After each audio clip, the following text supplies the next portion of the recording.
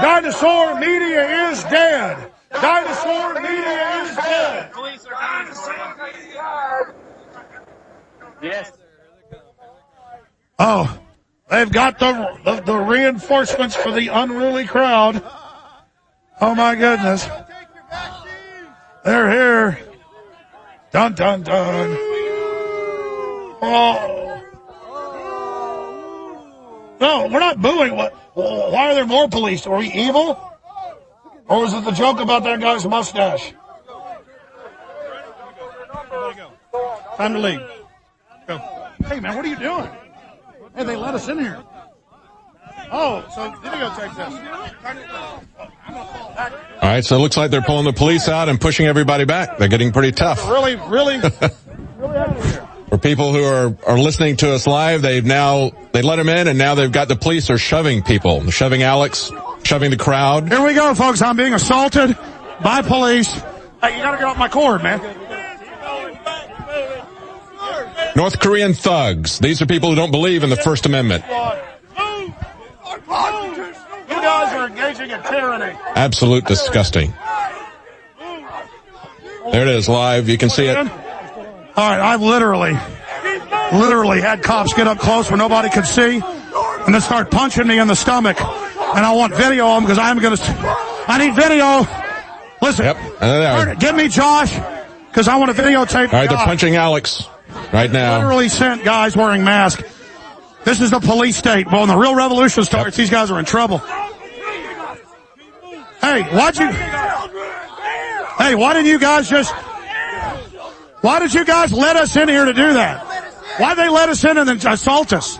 What the hell is... Why did you let us in and then assault us? Hey, let's not... They let them in the area. They told them they could come in, and now they're coming in like they're trespassers, punching and shoving people. Look, they got a guy up against the fence. You guys... All right, we're live in Dallas. We're all going to get sued big time. You know that, right? We still on air? Yep, we're still on air. This is unbelievable. The police are punching people in the face. This is a Dallas police riot. Are we still on air, network? Yes, you are. Unbelievable. The police are completely mentally ill and insane, and they just punched somebody. You guys, hey, when the real revolution kicks off, good luck. You're really asking for it. Go ahead. Well, it is Dallas. It's where we shoot our presidents. You guys are a bunch of coward punk wimps. Oh, listen, I want video of all these goons' faces. Look at those fat pigs. Look at that guy. I want 400 the particular pounds. one. I want them 5 all. feet tall. Well, I hope you guys enjoy this. It's all on tape. You guys are unbelievable. Unbelievable thuggism. We are going back. I saw you guys punch that guy in the face for no reason. Unbelievable. This is the criminality, ladies and gentlemen, of the government. They are so angry that we came over there. They said they were supposed to let us in, and they let us in, and then they assaulted us without even asking us to leave. This is unbelievable, and I'm telling you, we have proven the tyranny now. We have absolutely proven. I am so shocked by the thug goon cops they sent that aren't even police, that literally wanted to attack Americans, literally wanted. And I'm telling you, I was so ready to, after Josh. This is unbelievable, ladies and gentlemen. See it. All right, can you hear me, David Knight? I can now hear you. I can see it. I see him shoving Josh. BS. You guys are a giant gang of wimp punks. Hey, you bring your biggest goon cop out here, have him stand up against me. Huh? I guarantee you're a bunch of damn cowards. And I hope you enjoy the lawsuits you get. I'm telling you, this country's a bunch of authoritarian scum running it. We did absolutely nothing, and they got over here. My God, it was surreal when the police assaulted people. I saw them punch some guy in the face. They walked right up to me. They did it first when they got below the camera. One of those idiots punched me, sucker punched me in the stomach, thinking I'd fall right over. I saw it. They assaulted you. When they came up to me, knowing I'm the leader, and punched me in the stomach. But it wasn't even a big deal. I mean, what total wimps, man. The total, literal goon cops, tough guy cops. Huh? Nothing but a gang. Yeah. the service is over for an hour, and then these goons show up and literally assault us. I'm going to go sit right over here for just a moment and regroup with everybody and get my video cameras and make sure. Do we still have feeds going out, ladies and gentlemen? Yes, you do. Get pictures of their faces. Get pictures of their faces. Get the faces of these gang members here. They would have started shooting us in Tiananmen Square. Would have started. I'm telling you, 1776 almost started right there. Because if we'd have started beating their ass, they're cowards, they'd have shot us. And I was literally thinking about when the cops walk over and one punches me in the stomach before they even started pushing, I literally thought right there, do we want 1776 to start? Because those cowards would have started shooting people, including children. Then they would have made crap up. I mean, those guys were a bunch of goons who thought and it was a white guy, a short, big white guy walked up first, and he got right there and he goes, pow, right in my stomach. Then they started pushing everybody. They wanted me. And then they were shoving some guy's head in the wall. They got him cornered. They pushed a little girl. Yes, they pushed the little girl. They pushed everybody. Hey. Bunch of thugs. Hey, you guys really are looking for a fight, aren't you? Hey, man. Yep. Hey, stop violating the First Amendment. That's a bunch of bull.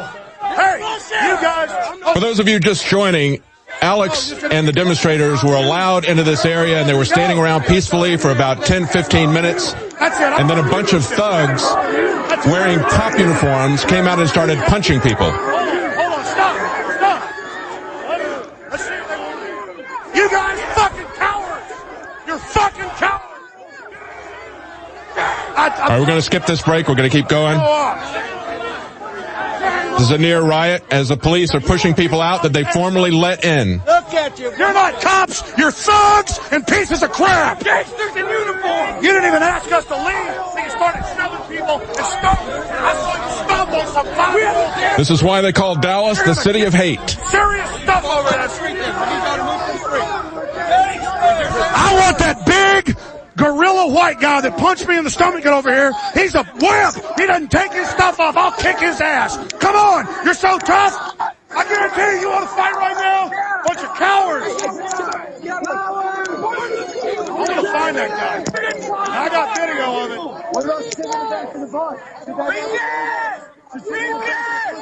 They're just waiting until we wear ourselves out. All they do is train to hurt America. All they do is train to dominate innocent people. All they do is train. It's a bunch of crap. This is the biggest group of absolute limp behavior I've ever seen. 1776. Oh, this guy. These are the type of guys that love to sit there and spy on everybody. All right, for those of you listening on the radio, this is we're Dallas. putting you in our intelligence file. This is Dallas, and they previously let Alex and the demonstrators in peacefully, and then they attacked them after they got him in. Another group of cops came out, started punching.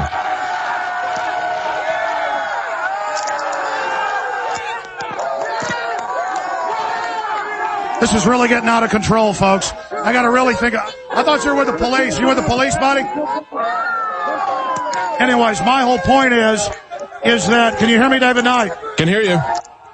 I got to think about what I want to do here because I've almost gotten in a fight like 3 times with the cops.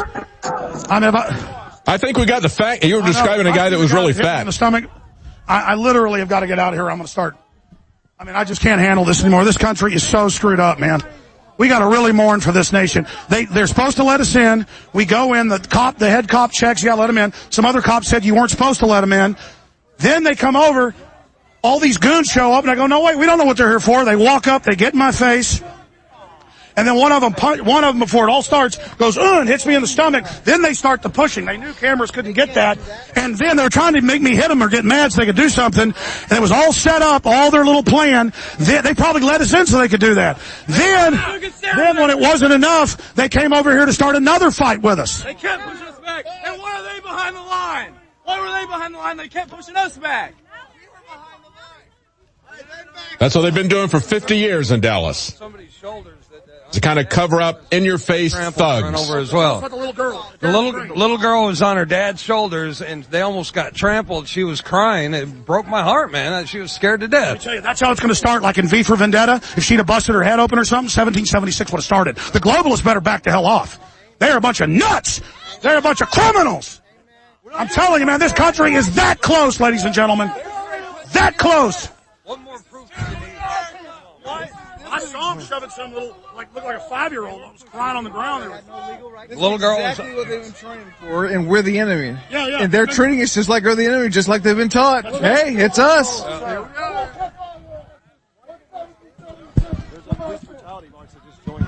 Kind of a rope-a-dope move to let everybody in, say they're going to be allowed in, and then attack them. Police something here.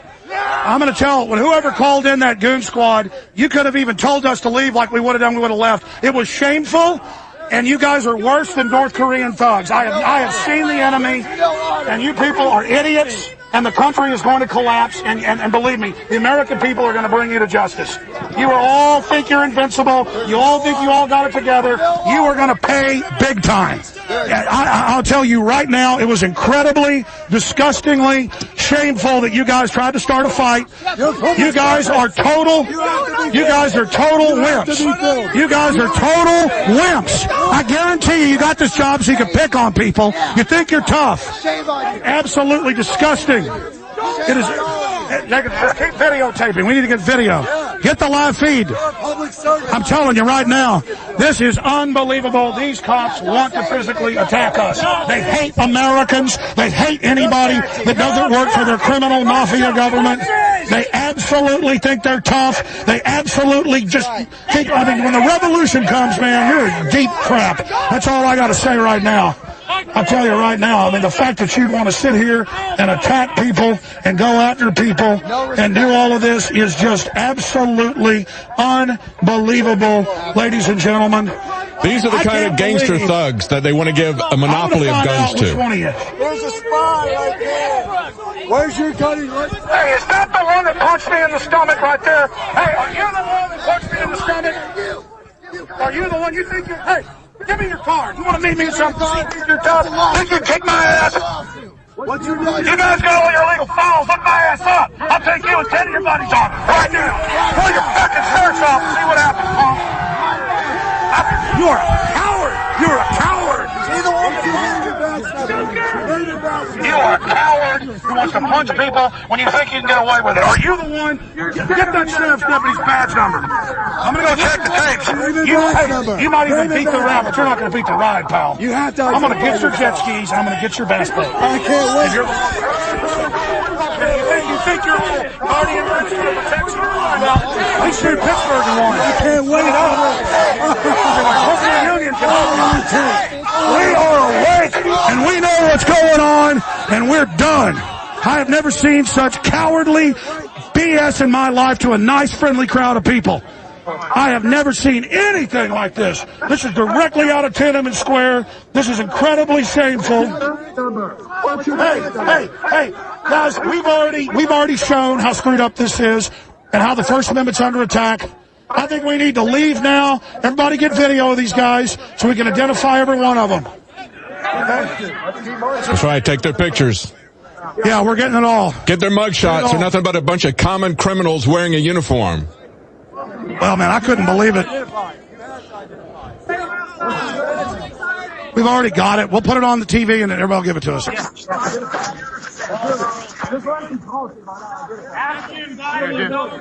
It's a bicycle unit from the... Let me see it, Jacobson.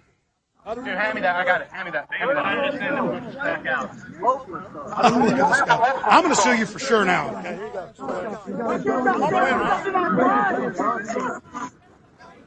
Oh, they're tough. That's why they go get a job where they can be in a gang. I don't need a gang. I can't believe.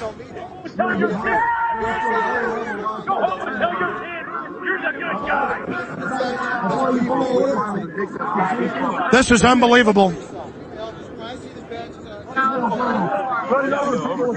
We already have his badge. We got it over there earlier.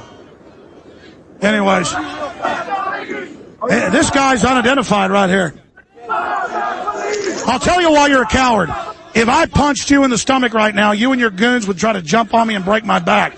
That's how cowards operate. I mean, I can't imagine being that big of a wimp, man. I mean, I cannot imagine wanting to be, I'm not a bully. I just don't understand it. It's all good. 60 million people know who you are now, brother. 60 More like 3 million today. But look, you'll be able to find it all out, document them all. I'm not even sure. I think he's the one.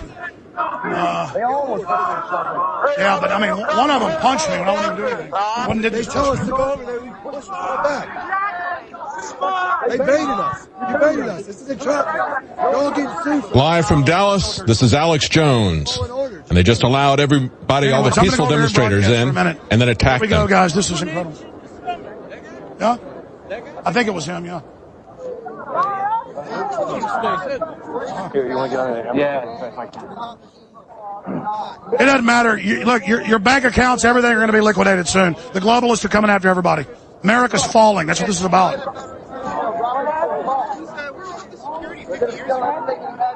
That's right. Where was the security 50 years ago? No, it's only here for the American people. Well, I've definitely had enough fun with these crazy people. My God, they literally sent a goon squad over there. Well, no, they wanted to beat us up. They wanted to attack us. And I'm sorry I started blowing up a little bit and cussing, but I was just on the very edge of starting to, man, I tell you, those guys are such cowards. They wouldn't do that in person with somebody. No, they only do it when they're in a big group like that. Let me tell you, folks, we've seen the enemy now. They've trained that we're the enemy. They are our enemy. They want to be our enemy. At least that group of people did right there. They absolutely are mentally ill. We're over there laughing, having fun, about to leave, and then all these guys come running up aggressively and start shoving and pushing us. I even saw some of the other cops going, "What are you doing?" I saw the other police going, "What are you doing?" They let us in, and then they did that to us. Absolute, total, and complete horse crap. Hey, Alex, can you hear me? And I know the police are listening on 104.1 right now, so I can talk to the police department directly. This is the most mentally ill, dumb thing I have ever seen in my life. That we're supposed to go in there, we were supposed to be part of the deal, and then they literally assault us after they let us in and we're over there being nice. I mean, that is absolutely incredible. We just saw a Dallas police riot, ladies and gentlemen. We literally just saw mental illness on display. All right, folks, walk with me back this way. I personally am just absolutely blown away that they let us in. The newspaper said at the end of the ceremony we'd be let into the main area at 2:30 for the ceremony. And then, do you know what just happened over there? I mean, this is mental illness because COPA filed the lawsuit, then they took it back. They said when it was over, the main groups could go in, whoever wanted, and then at 2:30 we could go on to the area for our own wreath laying. Those cops were all nice. Everything was fine. They let us in. We're just sitting over there laughing about to leave if they didn't hurry up and let us in there. And like 15 goon-like cops run in. The other cops go, what are you doing? They all run up. One of them starts, I guess, trying to provocateur, like punching me in the stomach, not just pushing me. And I was in shock at that point. There was like little girls, people's shoulders, knocking people down. One guy didn't even resist them. They had him pinned up against a sign. That was literally what I see in third world countries. That was crazy. We weren't even yelling at them. We weren't even saying anything. A few people like booed because they were obviously showing up to attack us. We're like, ooh, and the other cops were like, no, it's all right. And then they attacked us. I mean, what the hell just went on? Do you want your kids growing up in a country like that? What is your name, sir? That's a cop. Anyways. He won't say anything. They just stare. That's creepy. My whole point is this culture into the police that you see in a third world country. They don't even say sir to the public. I say sir to everybody. I'm from Texas. They literally, the average police, especially in big cities, are literally, they're doing psychological tests, whatever, programming in the authoritarian model and type. And they're not, I have a lot of cops listen to my show. They're really nice, give us a lot of good tips and stuff. But it's like the mob psychology of whoever called in those cops to literally assault people. And folks almost fought back.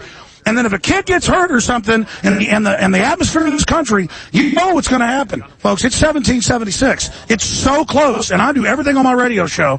I guess the police obviously around here don't listen and don't know, to try to, with all the military and all the special warfare people that are just waiting and getting ready, and they say they're going to go after the tip of the spear, the police, when it all starts. And I'm saying, no, we need to take the country back peacefully. And I just hope all the police up there listening and watching who wanted to play Rambo and play tough guy, I hope you understand that when you push us, you take our guns, you do this, America won't just be run over by goons forever and shoved up against walls and little girls crying like it's Tiananmen Square. You guys need to know that. So I literally just got radicalized 10 more levels today. I mean, I'm telling you, because nothing was going on. We're standing around laughing, and then the other cops, when the goons ran up, were like, what are you doing? And it was just, and they didn't say you need to go. They just started shoving everybody. Anyways, it doesn't matter. Most everybody's gone home. Great job, everybody. I'm leaving. And it's really sad that the First Amendment did pretty well here today until now, and I am completely shocked. So, and they're taking all our other rights, and they're taking up the pension funds, all the liberties going, all the prosperity, all the due process. America is dying. America is dying. It's very sad. Come on, folks. We tried to do the best we could. We tried to do the best we could. Man, I am just totally depressed and totally freaked out for this country. God, we're in trouble. This country is so screwed up. I mean, it's one thing if you got a bunch of people out yelling at cops, throwing something to have the cops do that. This was literally, we're standing around admiring some cop's giant mustache. We're making jokes. We're talking about the whore media, and literally like 15 guys run up. Most of our crowd had already left, out for hours in the rain, and this one really goonish one, looked like an ex-convict type, but I mean, those guys all did look like criminals. I mean, I just, this country, I'm living in Clockwork Orange here. All right, we're going out to break here in a minute. David and I, we're going to keep transmitting until I get back. And I tell you, this is just absolutely disgusting. It was the sheriff that attacked us. It was the sheriff. The sheriff, yeah. Yeah, it was the sheriff's. Sheriff's deputies. Wasn't the... That's the chief right there. And he goes, it was the sheriff. It was in the last 50 years. Oh, it was the sheriff. Has been...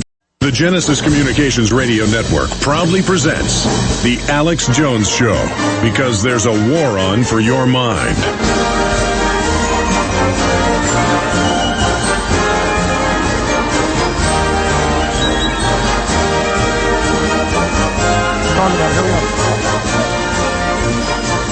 Welcome back to the Alex Jones Show. I'm David Knight, and we're still live, although we're in overdrive. We just had an incident in Dallas where Alex and the people with him were attacked, an unprovoked attack by the Dallas police. I think it was the sheriff's department. Alex, recap this for everybody, exactly what just happened. Well, here. Rob Dew, thank you. Rob Dew, being calm, cool, and collected, actually talked to one of the head police, and I think he has it on video. He's shooting it on high def.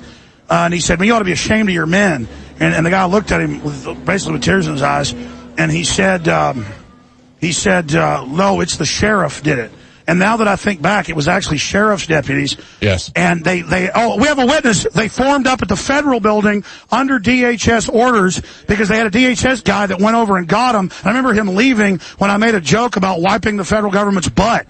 And then the federal guy went over, got those guys because they pay sheriff's deputies, Dallas police, you name it, to be part of special event. Special security. It's like, oh, you're a little junior CIA agent. You get to, chew on our toes and stuff like that. You get to bow down to us. You get to bring us coffee. Exactly. They're like the little minions. And so literally we're all standing there being totally friendly to the cops, talking to them. Everything's fine.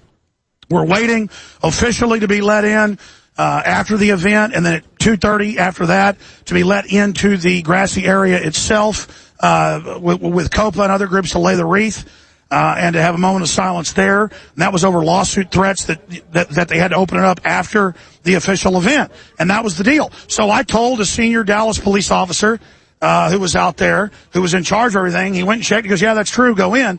So we're in there about 30 minutes broadcasting live. We're about to leave. We're like, who wants to go into the, sanctum of sanctums? We're already in here, we're done. Let's go get something to eat.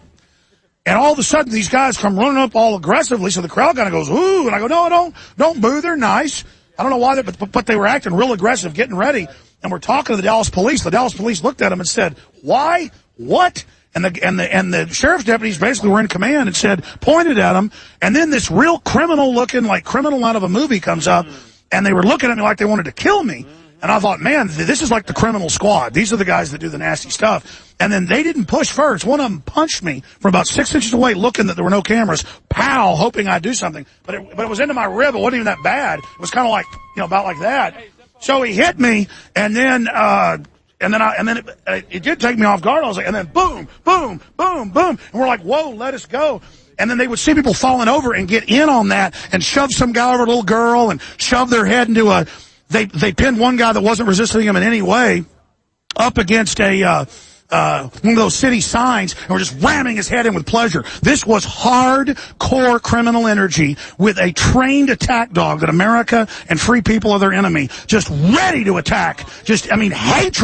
Hatred of freedom, hatred of free speech. They literally brought in those are the goons with the sheriff's department. They look dirtier than hell. They ought to be in central casting for movies of dirty cops. They look gangsterous, low-down, thug-like scum.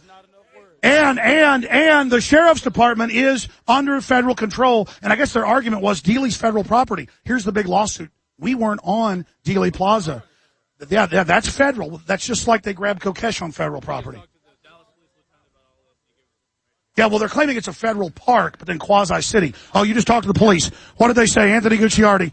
Well, after I was literally pushed down by cops onto the cement and I saw someone get punched in the face. Did you resist any? No, not at all. And he was reveling in it. It was this major fat bald guy and he kept pushing and saying, "Get out of the way." And I turned around. I said, "Relax, I'm going to go." And he said, "Don't look back at me," and pushed me down. But, it was literal insanity. It's all on camera. Go to Infowars.com and see it. It's total. That's one of the craziest things I've ever seen. That is the most brutal action. I've seen police attack people if somebody throws a bottle at them or something. And then they'll attack the whole crowd, which is wrong. We did nothing. And they were like little kids, and they knew it. Let me tell you, every instinct as a man in me was, this is the enemy. These are criminals. And every instinct, it was just like flashing, like the revolution, the whole deal, just how we're going to defeat them, how we're going to crush them. I don't want that to happen, but I realize they're not going to stop. They've hired an army of criminals. This is Nazi Germany, folks. This is it. This is Soviet takeover. We are in deep crap. I'm telling you, this country is in deep crap. Let me tell all the corrupt people who work for the system, all the bureaucrats that pull those goon strings. They've already taken all the pension funds, the Social Security money. It's already all gone. They're bringing America down to enslave us. That's why they're putting all this in place, to absolutely oppress everyone. And the tyranny you've seen in the poor neighborhoods is now going to be exported everywhere. And those cops won't even know why their standard of living goes down. All they'll know is they get to beat people up. Because I saw in their eyes, in some of those guys' eyes, what I've seen in like crime TV shows with the killers and the rapists I was like, whoa, these are real criminals. These were bad men.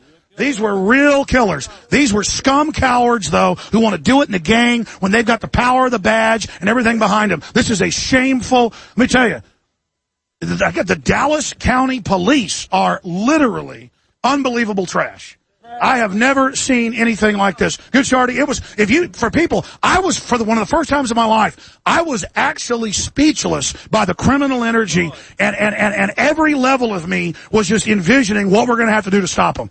This is unbelievable. I was standing right next to you, Alex, and we were like, it turned into berserk mode. We're all about peaceful activism. I felt like I was literally in a war, and they had begun a hot berserking attack on us. Every instinct in my primal body said fight back, and, fight back, but I didn't do it because I didn't want to resist. But we're smarter than we're going to win in the info war, and then they're going to keep pushing the physical, and our forces, the special warfare people, everybody that actually are men, care about honor, are all ready when they try it. Smash their ass! Exactly. 1776 is coming!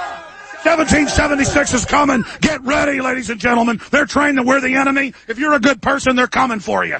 Evil is coming. I swear to God, and all of you that serve evil, your children, you're destroying their future. You don't give a crap. None of those guys even have kids. Bunch of crooks. Go ahead.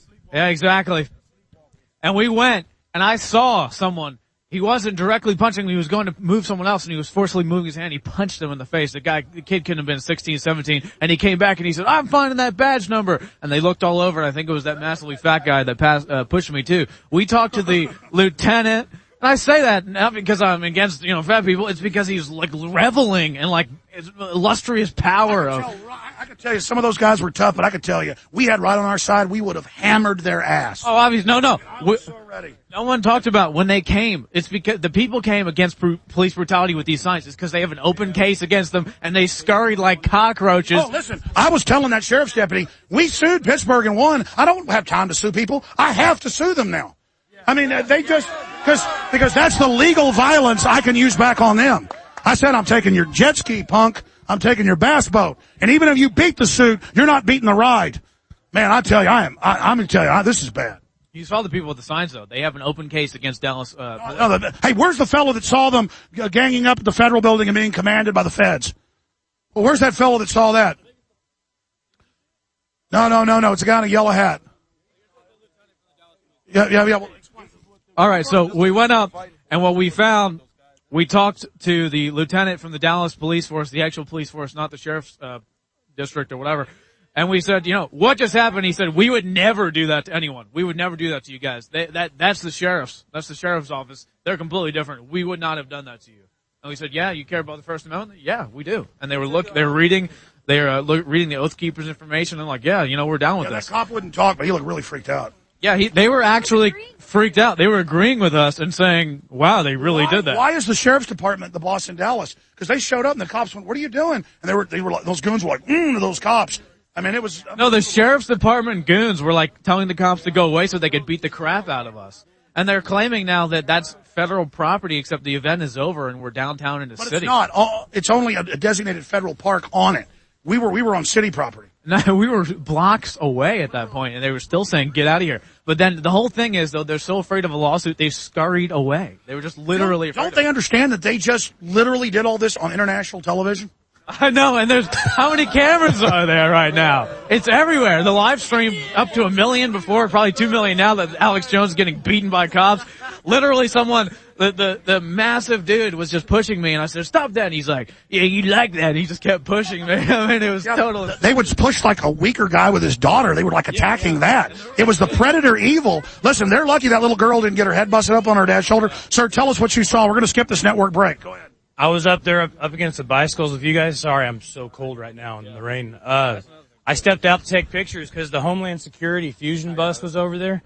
And so I went out to get pictures of the Homeland Security Fusion bus, and then the sheriffs walked up, and they got in formation, two guys next to each other, all the way back. That's when they marched in. As soon as they marched in, they just started pushing everybody back. I watched some people get yanked by the back of the collar, and their head hit the ground. Guy get pinned up against the sign. And they never asked anybody to leave. In fact, they asked us to come over there and then pushed everybody out. They brought us over to the Homeland Security corner, and then the sheriffs came in and pushed everybody out. No, it was the DHS guy in charge of it. So the feds literally want war with the real Americans. That's right. I mean, this isn't... They want Tiananmen Square, folks. They tried to ban free speech, and they're mad that we did this. If you notice, when we started screaming freedom in 1776, they actually backed off of us when we got onto those grounds.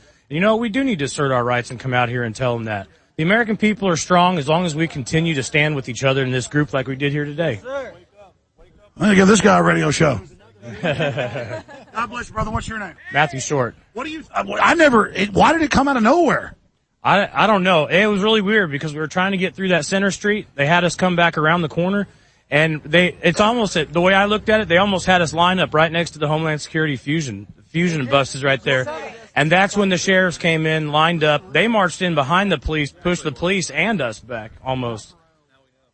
That's it. You're right. It was a complete setup. And then you say the Dallas police told you that it was sheriffs. Yeah, they said it was. Yeah, and they said they would never do anything like that, and they're like completely flabbergasted that it happened. Well, let's be clear then. I said it was a Dallas police riot. It was Homeland Security commanding a literal... Because, see, they think they're special. They pick, like, the goons to literally go do their dirty work for them and spy and do stuff. It's on record. And so that was a special events police. That was the national security, national event police. Like, oh, we get to do something. Here's bad people in the rain talking about free speech. Let's attack them. Look, there's little kids. I mean, my God, we got to get control of our government. Let me tell you, that sheriff needs to come out and apologize. And then maybe I won't sue them. But they don't even care. It's taxpayer money. They'll just write old ladies more tickets or do whatever. Personally, that's what you need to do. We have to get that sheriff out of office now. Yeah. And we will win. I mean, we have millions on our side. Every single person here has an iPhone or some type of smartphone. Let's hear what Leanne thought. Leanne McAdoo doing a great job carrying all the gear. Come on in here. Our reporter. Tell folks what happened.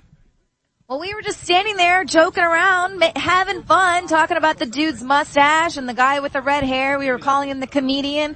We were having a good time. They could tell we weren't there to cause any trouble, cause any drama. They were probably going to let us in. And then all of a sudden we see these big, like, black troops, like they're in, like, gear rolling up. Combat gear, riot gear, just rolling up on the side. And all the other cops that were just joking around with us, they're all kind of looking around like, hey, what are these guys doing here? We got this under control. It's all good. All of a sudden, they're just shoving, get back, shoving me. And I'm like, oh, my God. Gucciardi like grabs. By the way, all they had to say was, "You need to go." We would have gone, "Okay, take us back to whoever. Tell us how things changed." We were we were assaulted. You were all criminally attacked. We're gonna have a class action lawsuit. We're getting to the bottom of it. Keep telling us. And then I turn around and there's a little girl. She's up on her parents' shoulders, and they're pushing her, and she almost gets trampled on. Yeah, She's the dad said, crying. "Please stop!" And the cops attacked the kid. Yeah, they did not care, pushing little kids. Cops could have bashed that little girl's brains out, and they'd all gotten medals. Yeah, they were seething with the power of getting us out while we were just joking around, doing nothing. Couldn't wait to go in and put on our part of the ceremony to go and say to our moment of silence. Well, they won. Now they probably don't even know that there was a lawsuit. People are supposed to be able to go in. They don't even know. This is probably one hand not knowing what the other hand was doing. And then they literally scurried away as soon as there was people there that were saying, stop the police brutality, mothers against police brutality. It was like a momentous. That was like it was kryptonite. That was the Deuce X. It was amazing. The energy was amazing. Like, even though it was very scary, it was just to feel all of these people coming together in the face of that tyranny. Like, they could have sprayed us with mace or beaten us with clubs or whatever they could have done, but no one was scared. No one was scared. Well, this is going to end up being national news. I need everybody to email showtips@infowars.com, all your names, numbers. If you were assaulted, we're going to get lawyers. We're going to sue them. But we got to get the depositions, everything. We got to. I don't want to do it. Everybody upload the footage you got to YouTube of Homeland Security goons attack JFK demonstrators, because they were under Homeland Security. I mean, this federal government is so illegitimate, so evil. I just can't believe that I was literally but they could also catch the mood when everybody was ready to, like, okay, you push us now, I mean, what wimps? I mean, as soon as we're ready to fight them, then they leave. They literally just came out of nowhere to assault innocent people. They took the barricades down, move in on us. Right. They moved on barricades. Anything else you want to add, Leanne? Darren McBreen, come here. They did not like it when you told Homeland Security that they needed to groom the stool. They did not appreciate. That's what it was. They were like, "Oh, really?" That is when that Homeland Security guy left. I was making jokes about the Queen of England, how somebody wipes her hind end, how we should have that in America. And then literally, I was making jokes about we should, like, give our children as roast to them. There was the famous essayist in England that wrote about the Irish should just give their children up to be roasted and cooked. I forget, who was the famous guy? Jonathan Swift, A Modest Proposal. And people thought it was real. Like, yes, they should. They should eat their children. So I was doing a Jonathan Swift joke. I mean, this country is, I just can't. I'm actually dumbfounded right now. McBreen, how shocking was that for you? Well, it was pathetic, and it was shocking. I think what shocked me the most was the anger. You see, a lot of these guys, they were seriously, so much hate, seriously angry at us, because I guess we are the enemy, And describe what you saw. Well, I saw it was chaos, but the one thing I witnessed, and I hope somebody got on a video. If you did, please send it to us. But there was a little girl on her daddy's shoulders. She started crying, and then her mom dragged her out of there once she got off her dad's shoulders. But that was very dramatic. And then when they came off the steps, I thought they were going to fall, and she was going to fall. A lot of people were falling off the steps. They were very aggressive, and fall down. Absolutely. Elbows, I mean, these guys were incredibly aggressive, and we were not, until, there was a lot of bad language, I guess, after There's no jury that wouldn't find in our favor after they kept attacking us, and we just stomped the hell out of them. Absolutely. Yeah. The caller and said, "Don't resist, don't resist." By the way, this is how 1776 stuff starts, guys. I mean, you think, okay, I guess you go ahead. This is a wake-up call. Du wants to say something. Here we go. Look, we need to get massive amounts of people to call the sheriff's office to complain, make lots of complaints. We need to get this guy out of office. That was despicable what he did to these people. We were doing nothing. They started to pull the barricades across, and I said, hey, go on me. I'm walking through the barricade. Hey, we can come this way, going over towards the grassy knoll. And then I hear David Knight, "Turn around, Rob," and I saw all you guys being attacked. And I ran right in there and started getting as much footage as I could, because that's the only safety we have is our cameras, and to get footage and to upload it and make this known. Oh yeah, I had high def going the whole time. I mean, it's all there, and then after a while they started split screening and capturing it. But it is totally despicable what we saw there. And when I looked in that police chief's eyes, I said, "You ought to be ashamed of your men." He goes, "It wasn't me, it was the sheriff." And he's absolutely right. That's who it was. We need to go back and demand answers from this criminal. He's a criminal. Well, listen, they knew who I was when they were looking at me like they wanted to attack me, and I suddenly thought, these are enemies. They were looking at me with hate and waiting for the order, and then they were looking around knowing because they knew what they were doing, and the guy punched me in the stomach before it all started, wanting me to like attack him or something. Let me tell you, you got to look into that unit. I guarantee you those cops are just filth. I mean, that was the absolute filth unit of the politicos, and I bet a phone call was made from those bleachers. You get those American scum out of there. I mean, it was amazing. Sir, did you see this happen? I saw it. I was there, and good discipline on the crowd. Everybody maintained, good demeanor and respect. I mean, there were words spoken. Well, by the second attack. Yeah, but, by and large, everybody maintained their cool, but stayed strong, and I was really proud of the whole crowd. What do you think was wrong with the sheriff's deputies, and why are they in command? I have no idea. What I saw was just you and your area was just getting pushed back, and I just saw, like you said, in their eyes, they just a lot of them, at least the center mass was in it to win it, and they were very serious, and I think they were looking for somebody to come back, and I think this whole thing would have turned out very, very bad if we hadn't have kept our cool. Well, that was the issue. Because I've been in a lot of demonstrations with the cops, got to move you back, and they just start touching, and then if you don't, then they start pushing. This was bam, boom, knock everybody over, bust somebody's head open. And if they'd have hurt that little girl, they probably would have started shooting everybody and claiming we had guns or something. I mean, just thinking they can cover it up, but they can't do that anymore.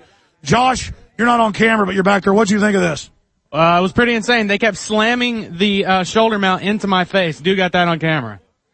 You do have a bruise there. Yeah, they kept slamming it into my face when I repeatedly said, stop slamming the shoulder mount into my face. And you were backing up? Backing up, yeah. Well, I mean, there were people everywhere, and they just kept slamming into my face because they didn't like that we were capturing it on footage, on film. Yeah, these people really should move to North Korea. I am shocked. And this is going to be a big issue now. And by the way, the Dallas police, and I'm not saying they're perfect, their mouths were hanging open. See, and I hadn't figured out what had happened yet. I mean... So those sheriff's deputies are federal minions, and they are God. And so now it's the feds. That's going to be a federal civil rights lawsuit right there. I can't believe this. By the way, we actually know how to sue people. We're not even litigious. Do you won your lawsuit? Well, I'll just say there's a settlement.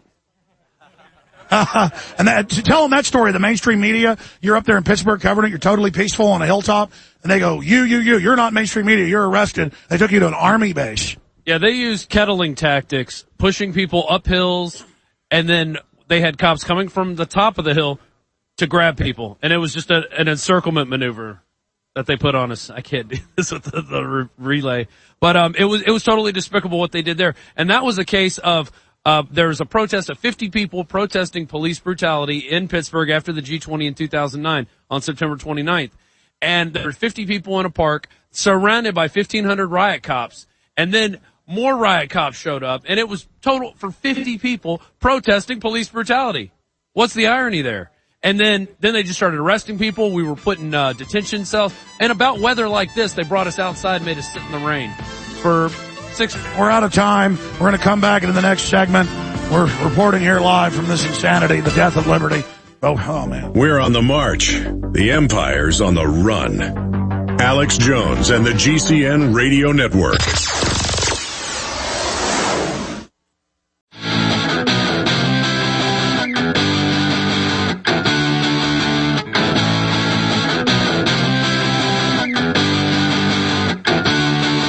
Just a minute, I'll find out. Welcome back to the Alex Jones Show. I'm David Knight. I'm here in Austin. Alex is in Dallas, and he's with a crowd of peaceful protesters who were just led into an area and then attacked by the sheriff's department under the leadership of Homeland Security, apparently.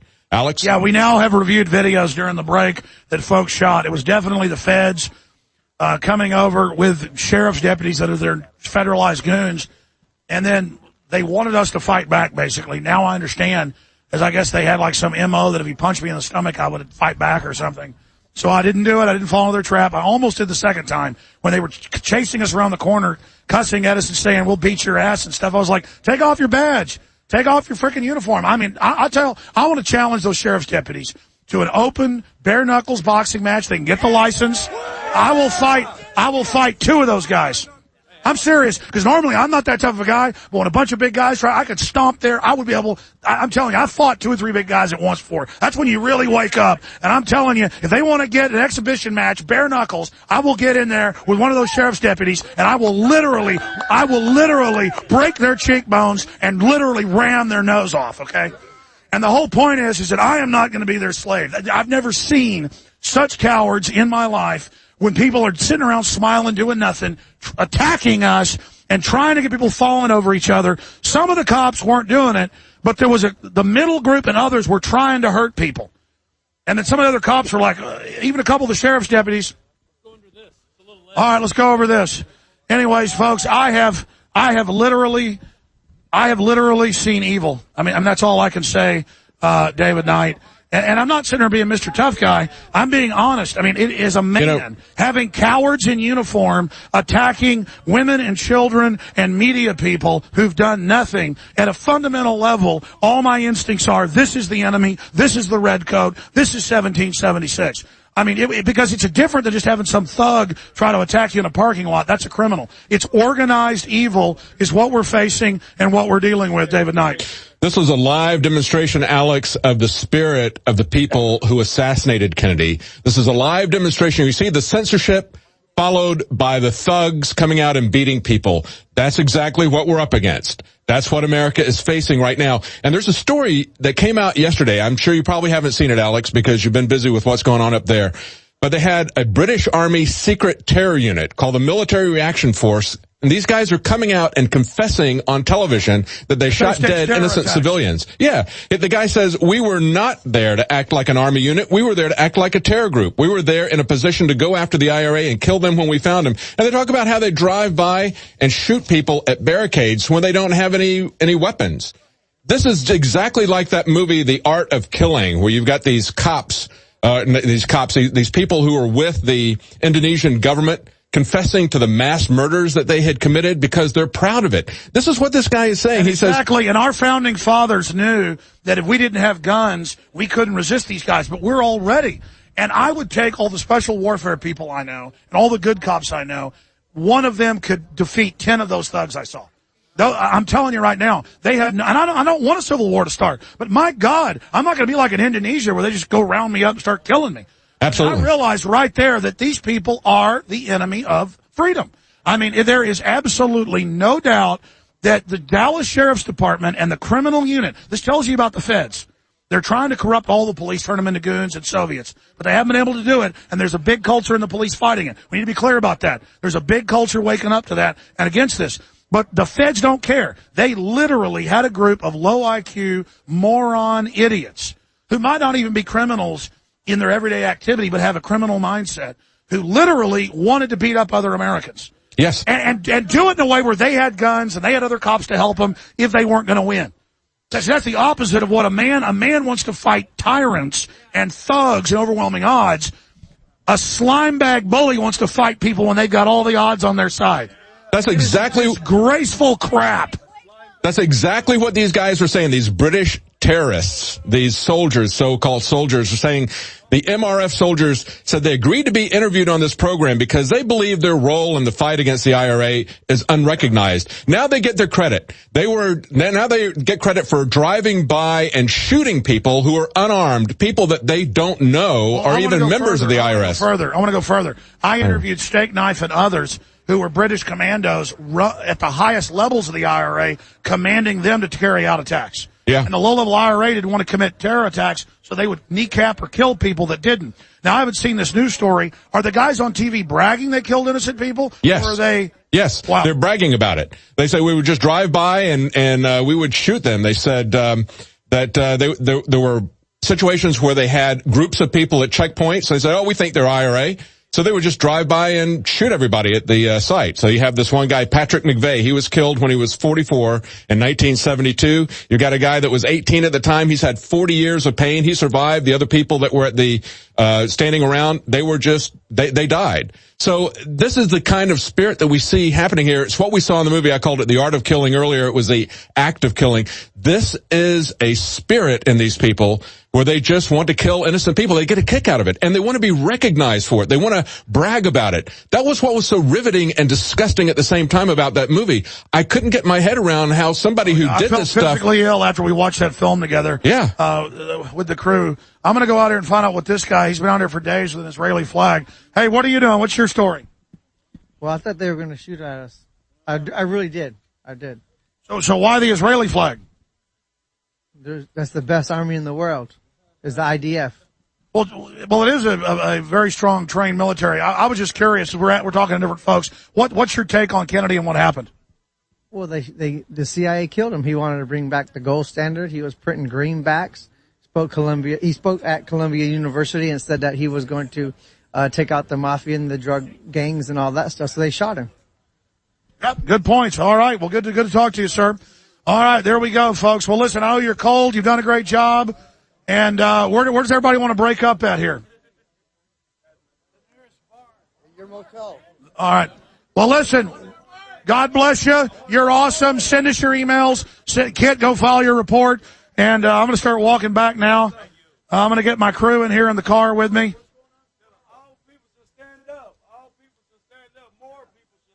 You know what? I'm going to tell Richard, who's got the car, I'm going to walk back to the hotel. No, I don't think so.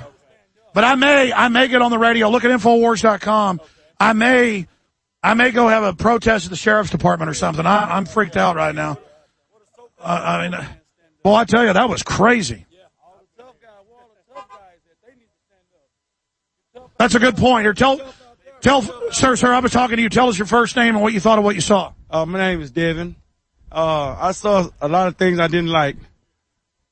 I saw that they're afraid of being exposed. I saw everything. I just saw that we need more people to stand up, more real men to stand up. All the tough guys, you're so tough. Be tough on this side of the battle. I saw the cops. They're crooked. I just saw everything I saw was just bad, man. We were trying to have a peaceful demonstration, but they were not peaceful. We were trying to have a peaceful demonstration, and I think it was just bad. You know, I just think we need more people to stand up. That's what you were telling me earlier, is that you're sick of people just laying down. That's what... Laying down, sleepwalking. Yeah, the sleepwalkers. We need somebody to wake up. America, if they do it to me, they're going to do it to you. If they've done it to me, they've already done it to you. I mean, hey, our young people, we need to wake up and see what they're trying to do in the future. They're trying to get this martial law stuff started. They're trying to put us all in FEMA camps. They want to cut our heads off. They're trying to control everything. I see it. They're waiting for that control. They want all your information, but they won't tell you theirs. They're keeping a lot of secrets. And it's time to come out. It's time to let They're very guilty. They're guilty. It's time to let the cat out the bag. Expose these wrong. Expose Satan. Expose it. It's time to stand up. All these preachers, all these ministers and stuff, y'all got to come from behind that. You know, all that faking, they're just doing that for money. They need to come to the real battle, the real fight. You say you stand for Jesus and all this, well, come to the battle. Get involved. You know, get your congregation involved, you know. It's just one little city right here, but hey, it's all across. They're doing it everywhere. You know what I'm saying? We just need people to stand up, man. I'm tired of people laying down, sleepwalking, cowards, everything. I'm very passionate about this. You know, somebody else should be very passionate about this. Yes, this is the future, but for your kids and grandkids and everybody. You know what I'm saying? You're saying wake up, get up, stop sleeping. We're under attack. Yes. Absolutely. Yes, you said it. You said it. We're under attack. Wake up, everybody. Wake up, man. We're not going to do nothing laying down. If you don't stand for something, you're going to fall for anything. That's right. Laying down only makes it worse. People think laying down makes it better. All over you. If you lay down, it's going to walk all over you until you turn over. Now let me walk on your stomach. Now let me walk on your back. Now let me walk on your head. I mean, hey, when is enough is going to be. And people ask why, because there's bad people that like walking on people. I just want to say I'm 24 years old, and we got young people like this coming out. We got teenagers, and it's the young people that need to be awake and aware of the tyranny that's going on. And I came out here to commemorate the death of JFK and the tragedy that happened that day, and I'm commemorating you for your free speech. And that's what we're here for, is for free speech. As you said, you wouldn't be here for the 50th anniversary if they wouldn't have tried and embarked on our free speech. Are you related to these folks right here? Need to stop playing that PlayStation. Hi, ma'am. Ma'am, did you see what happened? I came from Minnesota. Oh, God bless you. What's your first name? Lisa. What was it like for your son to see that? He was enjoying it up until, with all the cops, and all of a sudden people started getting pushed, and I had to grab him and, and hold him up because people were really pushing. Well, even though it was traumatic, this is what freedom's all about. You got a great mama to bring you down here, son. Thank you. What was it like to see that? I was scared, actually. I was scared all about to fall down, actually. And I don't know what to say. No, it's okay. But there were some of the policemen. You weren't scared of them. They weren't mean men. But what did you think when the other men came? Were they good men or bad men? I think good men. The men pushing us were good men? No, I know. No, the other police were good guys. But what did you think of the men that were pushing you? Bad. What do you want to say to them? I don't know. Well, hey, you have been out on the front lines of liberty, my friend, and that's almost extinct in this country. So God bless you. Thank you. Good job. Thank you. No, God bless you. Nobody thank me. All these thugs, they got this Xbox and PlayStation, all these games. You're sitting up there being a thug playing these games. You need to get into the real fight about your freedom and your future. Everybody is doubting, they can't do this, they can't do that. Okay, keep sitting back saying what they can't do. They're already doing it. You know what I'm saying? They just did it, All these guys and people just wasting time and looking at all this other stuff on the internet. There's some real things you can look. It's not a conspiracy. It's the truth. It's not the truth. It's the truth when you can prove it. If you prove it, it's the truth. Stop being a spectator. Join in. Get in the stadium. Stand up, all you. Get in the stadium. Thugs, stand up. Y'all stand up. Ma'am, what did you think about what you saw? That was like the Twilight Zone. There was definitely a difference in energy between the blue and the black. When the black line came up, I thought, okay, that's cool, because you guys did not change your demeanor and your attitude. They all looked angry and hateful. Yeah, but I didn't suspect they would do anything because they were not being provoked. There was no provocation. For those that just joined us, we're down here. It's a JFK coverage, 50th anniversary. We marched on it for First Amendment because the mayor said there was no free speech in Austin. In Dallas. I'm pretty tired, folks. Sorry. And then all of a sudden, we had this bizarro Homeland Security people over at the federal building bring over these sheriff's deputies who had removed their badge numbers off their Velcro, and then they attacked us, and they were like pinning people up against walls. One guy, who was the guy that I saw because I was right by him, the Native American fella, they shoved him real hard for no reason, ran him into another guy, and then that guy saw it and shoved him back into the other cop as an excuse to attack somebody. Where is that fella that they attacked? Come on over here. Tell us your name again. Chris? Yes, sir. So I saw that happen to you. You're not doing anything. You're walking backwards. They're shoving you faster than you can walk. Right. And then they ram you into that other big, tall black cop, and then he turns around, sees it, and then shoves you back and then threatens you. This is just idiocy. You attack people, and then they fall over, and then you attack them again. Yeah, I couldn't believe it. I was really amazed that this was going on, and I saw the look in their eyes, as you said, and they were bent on crushing us if they could. And when he pushed me into another cop, who then shoved me from behind and spun me around, and literally I was like, whoa, what is going on here? And I asked him what his name was. His name was Officer Welch. He wouldn't give me his badge number. And my whole issue is, though, their desire to crush us absolutely lit big fires of liberty in my heart. I have never been more absolutely dedicated now to redouble my efforts and get totally serious and focus my life in defense of liberty. And I salute all of you that came out here today. You're incredible. All right, come over here, brother. For the Operation Paul Revere contest, I attempted to organize a march in Dallas the day before and on the anniversary in Austin, and I spent nearly 2 weeks. I remember you called in and you were on Facebook. For nearly 2 weeks, I tried to coordinate with multiple offices in the city of Dallas, and they did absolutely everything they could to keep me from doing my march. They told me things like I couldn't cross railways and other ludicrous excuses to not give me a permit to have a march. See, we didn't get a permit. No, sir. That's why we don't. The permit is only to screw you over. That's right.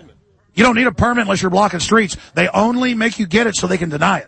And whenever I was in the Capitol building for 5 days walking around, whenever I would talk about Infowars or Alex Jones, you should have seen the looks on those people's faces. Some of the senators, some of their people in the offices would just gasp and look at me like I'm a terrorist or I'm some bad man because... Well, that's because they're criminals. They've taken over, and they want to loot everybody, and they're scared of people that know they're criminals. And last night after the march, as I was going back to my truck, I had a Dallas police officer follow me, and whenever I was going to walk away, I was coming over here to the Omni Theater, to the Omni... Well, that's because you're wearing a tri-corner hat. That's what the terrorists wear. He called in multiple units, and they came in and were casing my vehicle, and I tried to ask him, because I saw that he was trying to do something. I went up to him, and I was in plain clothes. I'd already taken my outfit off. And I tried to ask him, sir, am I legally parked here? I was right at the edge of a no parking zone, and I was asking him, can I park here after... I love how we always say sir to them, and they just look at us. I don't think we should call them sir anymore when they act like thugs. We should call them control freaks. You know what he said to me, Alex? I asked him, can I legally park here after dark? He said, did you pay for a meter? I was like, well, no, sir, there are no meters. And he said...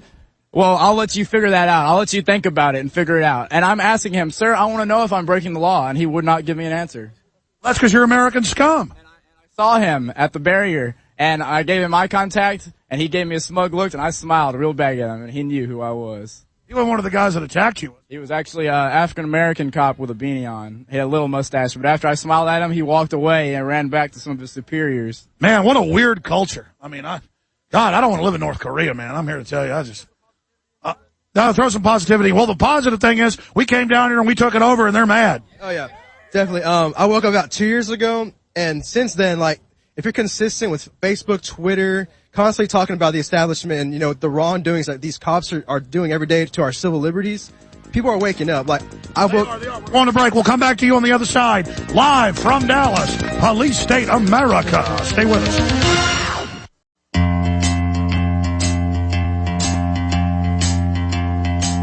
Welcome back to the Alex Jones Show. It's 2:54 p.m. Central Time, and we're still live. Alex is in Dallas, and if you're just joining us, the Dallas police allowed Alex and other protesters into the area that they had cordoned off, and then the sheriff's department came out and unprovoked and without warning attacked Alex and the other demonstrators there. And Alex is still talking to the demonstrators, and they're sharing their stories. Alex, back to you. That's right. And just to get it clear, we're here in Dallas, Texas. About 250 people showed up this morning. It's probably about 40 people now out here freezing. It's gotten colder. And to be clear, COPA and other groups were filing a lawsuit. And the judge said, look, Mayor, you can't not let people hand out flyers. You can't let them not have signs. You can say during the service, no bullhorns within that area. And, but, bye guys. But when the service is over, you are to let them into the general area, but not into the actual center of Dealey. And then at 2:30, they're going to let people in there for their own ceremony, whoever wants to come in. Because you have to give the public access to public areas. The Dallas police were like, oh, yeah, we do know about that. Let us make some calls. Took them 30 minutes. They had it looked like the high-level police, not even the police chief. Point is, they were all out there making phone calls. Everybody's running around. In fact, pull up the Dallas police chief for me. I don't know what he looks like. I think they were calling him chief. And they go, yeah, go on in. That's fine. You're right. So we go in. We're over there bullhorning, joking. Oh, it's kind of cold. You ready to go? Yeah, I don't want to wait till they let us in at 2:30 through the second checkpoint. We're sitting there being real friendly, talking to the cops and everything. But they still look freaked out, some of them. And then all of a sudden, there was a Homeland Security guy comes over. He's giving them orders, saying stuff. We're not on federal property. We're right off the edge of it. They make jokes. The federal building's next door. And then multiple witnesses saw it. They go over, line up these sheriff's deputies in black uniforms, obviously the Goons squad, like, a bunch of big cops. And they have them run over all like they're about to get in a fight. Like a pirate ship was pulling up. And everybody goes, ooh, what's this? I go, they're friendly. Everything's fine. They probably just don't know that we're supposed to be in here now. Guy walks over like he wants to attack me, gives me this criminal look. Every instinct in me says, man, this is the enemy of my family. This is what endangers my children. This is what I need to fight. This is evil. Just like in other types of your life, a criminal walks around about to mug you, go, that's a criminal. They have that look. This was a Satanist. This was scum. This was an enemy of everybody good. And my whole soul, and the guy punched me in the stomach, and then they started the whole deal. And he didn't push me. He like, knowing people are looking around, looks around like, what's that? Pow, hits me in the stomach. Then they start shoving people over, wanting to hurt people, wanting to get people hurt, not letting people, go. And then we went around the corner, and then they ran back up wanting a fight, and suddenly the crowd, I could feel the crowd. We were about to attack. I actually got up front, and I said, all right, that's it. And I was handing the microphone, and then they clicked and stopped and backed off. Like the minute they realized, because they would probably would have shot a bunch of us, too, and these are terrorists. I mean, these are people that have got to be in control. They're mentally ill. They're control freaks, and it was totally sick. And I just couldn't have men attacking folks with children and women.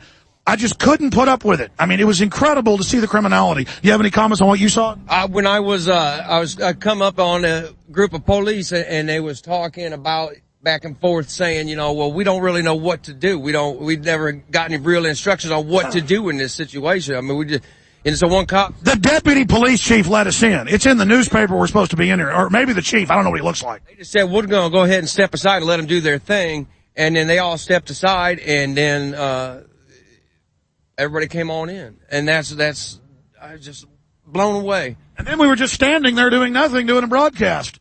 And they just flipped out on us. I mean, this is the mental illness of government. Anything else, ma'am? Yeah, and I actually talked to not the chief, but the lieutenant under the chief, and he was on his cell phone talking about, because I was handing out Oath Keeper cards, and he says, yeah, as long as he's not on his bullhorn while the screen is going on, we're all good. You know, you guys are being peaceful. And that was after. And then after the bullhorn thing was, hold on, we're going to go into overdrive here in just a moment. They got to go to break. We're coming back, ladies and gentlemen, 104.1 in Dallas. We're live. We're thought criminals who think we can assemble in America. Imagine the evil of it. And then they have taught us a lesson. Thank you for listening to GCN. Visit GCNlive.com today. Back on air here. Great job, everybody. We're now commercial free. And, man, I tell you, all right, folks, we are back live here, now commercial free, transmitting worldwide over the internet. We're no longer on the AM and FM stations, but we're on the internet. And I tell you, one instinct tells me leave Dallas now. The other instinct tells me try to organize a bunch of people to go to the sheriff's department. I mean, we need to go, not be lazy and find out the names, the info, and I got so much going on, so much work to do, but I got to sue them for this. I mean, because if I don't, they think they want it. I told that cop I'm going to sue him, that sheriff's deputy, who was a total screwball and who wanted to physically attack everybody and who wanted us to fight back so they could really hurt us. They probably told him, you all get bonuses if you go down there and get that dumb Jones out of there, that filth. Thinks she can steal on the street. We're going to make this whole place like China, like Tiananmen Square, where you can't demonstrate anywhere. Filthy Americans. Going to deal with, we're going to run and everything. You got a narcotics trafficking, money laundering, murdering government with big mega banks laundering hundreds of billions of drug money a year. Absolutely, totally on record. And it just gets more and more insane by the minute. And I was so happy that it was all basically over and I could go take a hot shower and eat some food and everything else. And then no. Then they had to come do that. Absolutely insane. Hey, we ought to go back down to Dealey Plaza now. I'm kind of cold, but I bet it's open now. I mean, absolutely insane, ladies and gentlemen. David Knight, you're in there. Why don't you take over for a few minutes while I walk here? We know what we're seeing here is the importance of the press. And let's go back to some words from JFK, because this is what is happening today. It's the 50th anniversary of their assassination of JFK. And 2.5 years before he was killed, shortly after he took office, he had this to say to the American Newspaper Publishers Association, same people that would just roll over and lay down after he was killed. He said, our press was protected by the First Amendment, the only business in America specifically protected by the Constitution, not primarily to amuse or entertain, not to emphasize the trivial and sentimental, not to simply give the public what it wants, but to inform, to arouse, to reflect, to state our dangers, we just saw the dangers there, and our opportunities, to indicate our crises and our choices, to lead, mold, educate, and sometimes even anger public opinion. And if you're not angry about what you just saw happen on live TV, there's something wrong with you. Made me very angry. And I know the people that are there with Alex are very angry about what was done to them by the sheriff's goons under the direction, apparently, of Homeland Security. Oh, yeah, there's no doubt it was Homeland Security. Now we have put all the pieces together. Homeland Security literally decided they didn't like the Dallas Police Department's decision to follow the lawsuit and the judge that we were to be let in after the thing. Again, we weren't even in Dealey Plaza yet. It was through the first checkpoint. So they decided to countermand. This is about a 90% chance because we've got all the pieces, and we talked to police on and off record. We're actually pretty freaked out. I was kind of yelling at the Dallas cops, and they were like really freaked out, going, "We didn't do this." But the whole point is that the feds countermanded that and just ordered a group of idiots, I guess, to try to get in a fight with us or something. And I'm glad I didn't do anything. But man, God, I just can't. Running into people like that really freaks you out, and it really makes me where I'm just going to tell America, folks, you got to get firearms, you got to get trained how to use them, and you got to fight politically to try to fix everything as best we can. But in the final equation, I got to really quote Malcolm X that in the final equation, I'm not going to a FEMA camp. I'm not a slave, and any means necessary in defense of liberty. I'm telling you right there, I'm not letting guys like that come to my house and take me to some FEMA camp where they can rape me and torture me and hurt my family. I mean, I'm not. And let me tell you, folks, that's where this country's going. Nobody denies it. It is authoritarian. It is time to get armed and get trained and get ready. Because I'm telling you, they got criminal units that hate America and that hate freedom and that hate decency, and who are just foaming at the mouth scum. Alex, who those people are my enemy. That's all I can say. All my instincts, everything. I have seen the enemy, ladies and gentlemen. It isn't in Russia. It isn't in China. It's right here. It's taken over, and it's crazy, and it's mentally ill. That doesn't mean all the police, folks, but the police better everywhere, I don't know, wear a sticker or something on their armband or something that they're with America, or a George Washington pin or something, and act with respect towards citizens that they want respect back. Because we didn't do anything. We were very nice for most crowds. I'd put us in the top 10% of a friendly crowd, and we were treated pretty good by the Dallas police, and everything was fine. And then we ran into these mad dog lunatics, and I tell you, I've got to sue them. And it's not a threat. I don't want to sue those idiots. I don't need their money, taxpayer money. They'll just write old ladies and broke moms more tickets. I am absolutely flabbergasted and mind blown by the goonishness. You can look at the cops' eyes. Like, most of these cops weren't goons, but some of the Dallas cops have that crazy look in their eye like they're trying to intimidate you. And it's just like ridiculous that they weren't tough when they were kids or something. I mean, I don't claim to be the toughest guy in the world, but I grew up here in Dallas, and I've been in the hospital probably 6-7 times from like really brutal fights. And I'm not glad of some of the things I did defending myself. But as a man, I don't want to go around starting fights with people all day. I just don't understand it. And it's so unnatural to not be able to fight a bunch of cowards that are ganged up on you. It's just absolutely fundamental what I just saw, and absolutely blew my mind that they acted like that. And now look, it's now open. We're back here like an hour later, and the streets are all open. Everything's completely open like it was supposed to be. There was and they just did this to us all because they felt like it. All because they just wanted to attack us for no reason. It was completely insane. Hey, how you doing, guys? Hi, what's your name? Listen. Pardon me? Charlie. Hey, I'm Alex Jones. Listen, I don't mean to bug you here, but we had some sheriff's deputies assault us earlier right here. I'm sure you've heard about it. And okay, where do we so is the sheriff's department in charge down here? No, I understand, but we were assaulted. I mean, if I saw a mugging, if I came and told you, would you do anything? But since I'm mentioning sheriff's deputies assaulting us, it doesn't even matter? Okay, where do I file that? You can go to the sheriff's department, and they have so I go to them. No, they did this in Dallas. I understand what you're saying. And I'm not going to go to their internal affairs. It's law. They have to file a criminal complaint. No, you have to go through the process and go through their internal affairs. Okay? No, that's not how it works. See, that's the big trick with cops. They go, you just go to us. No, what you do is you go to the grand jury. But first, for everybody listening in Dallas, you go, and then you try to file the criminal complaint that you were assaulted. They refuse it. Then they become parties to the criminal complaint.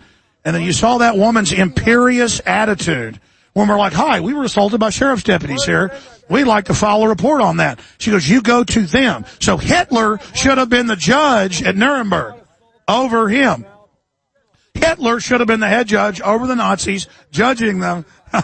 Did you hear about all the craziness? Oh, wow. Well, hi. Ma'am, what did you think about what you saw? We'll just leave it at that. I thought that it was a very sad day that the police, or rather the sheriff's office, would openly be so aggressive when really we're just enacting our First Amendment rights. And, for instance, I, who am incredibly not aggressive, was just walking along, and the sheriffs, I would say 3 different sheriffs, came up and they, may I demonstrate on you? They went like this. You have to look down. They literally just went, like that. And I said, hey, don't push me. And they said, keep moving. And I said, I am moving. And they said, turn around. And I was like going, well, I'm walking, I'm moving. And then again, separate, 2 other ones push me like that. I'm sorry, I keep shoving it. And it just seemed to me like, why would you be so aggressive? Why can't you just say, okay, everyone, would you mind just going over here? Excellent on your First Amendment rights. How about you stand over there? Because we've been told by Homeland Security or whoever told them that you can't be here. Like, why can't they be truthful? Why can't they be polite? Why can't they just be calm? Why do they have to be aggressive?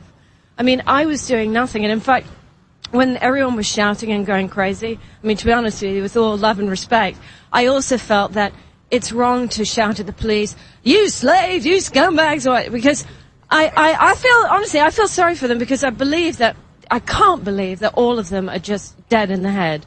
I just can't believe that. Sure, well, let's recap from what you saw being here today for the last 2-3 hours then. We come over, it's over. There's been lawsuits filed. They had to let us in. The Dallas police said, yes, you're allowed to go in to the first perimeter, not into the final one. Then that was open for a private wreath laying for folks that don't agree with the official story. So we were supposed to be let in. They let us in. The Dallas police did.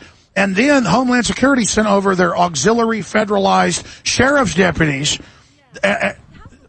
Well, that's what happened there. Did you notice how they came in and ordered the other cops to stand back? You know, I wasn't looking at that. I was actually looking at each police with my sign, with my First Amendment. I was just trying to gently smile at them, like going, hey, this is for you too, you know.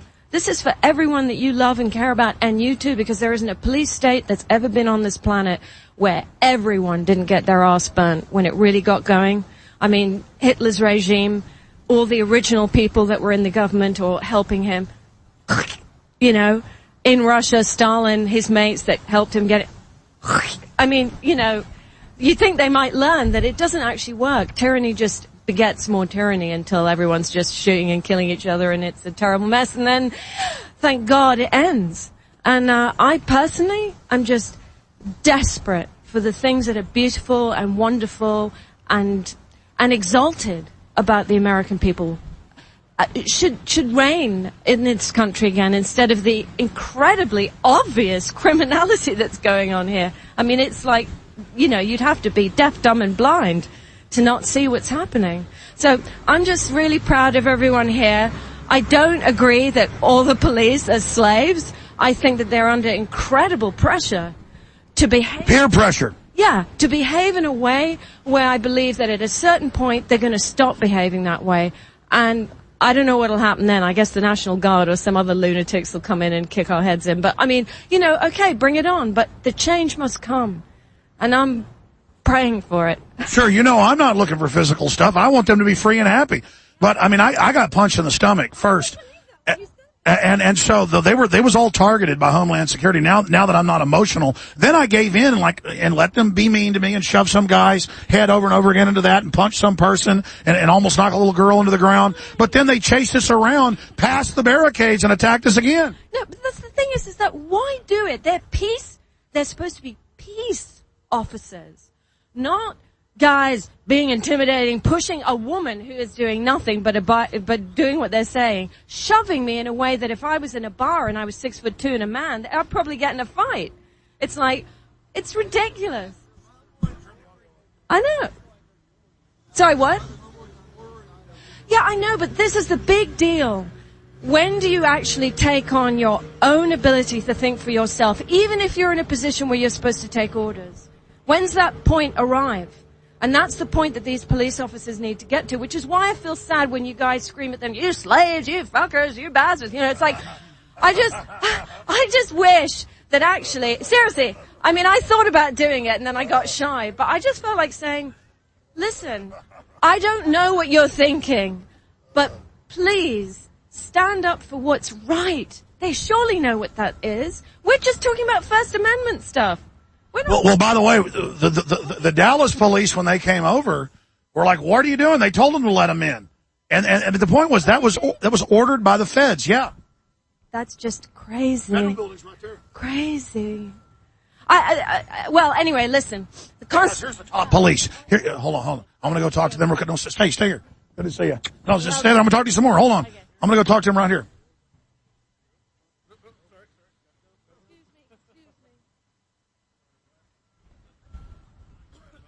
Hey, just the guys I want to talk to. Sir, what's your name? Where do I file about the sheriff's department that was here?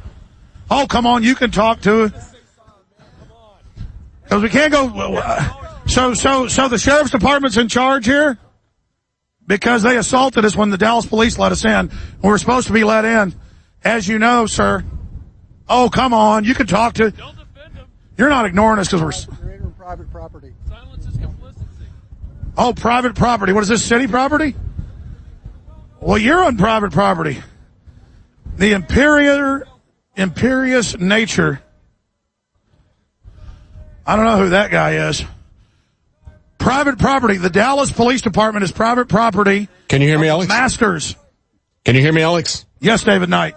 I gotta say, when I'm watching this on television, one of the things that has really been making me angry all day is the attitude we just saw from that cop you tried to talk to. And this is going on yesterday as well. You walk up to them, you ask them a polite question, they just ignore you like you're not even there, like you're treating you like you're trash. Exactly. It's that kind of arrogant attitude, and that's what's behind all this stuff. That's what we've been seeing. I'm not surprised at all to see these guys come out and attack you. They don't treat you with any respect. They have no respect for the public. I agree. Finishing up your point, I'm sorry I broke that off when they walked by. David Knight, my co-host, was just pointing out the imperious nature. I was very polite. I wanted to say I was assaulted, and he literally knew about it because I saw him looking at us out the window all day and pointing at me and waving when he was up there. That same police officer, the guy with 2 stars on his thing, means he rules a third world country. But the point. No, I know. He used disinfo. He said public parking just to get me to leave him alone, like I wasn't allowed to be there, and then shoved my hand away. Alex. Sure. Why do you think they are frightened of talking to you? Because that's clearly what that is. That's fear, inhibition, unwillingness to communicate. What's that about? Why are they? I mean, maybe that's not a question you can answer, but.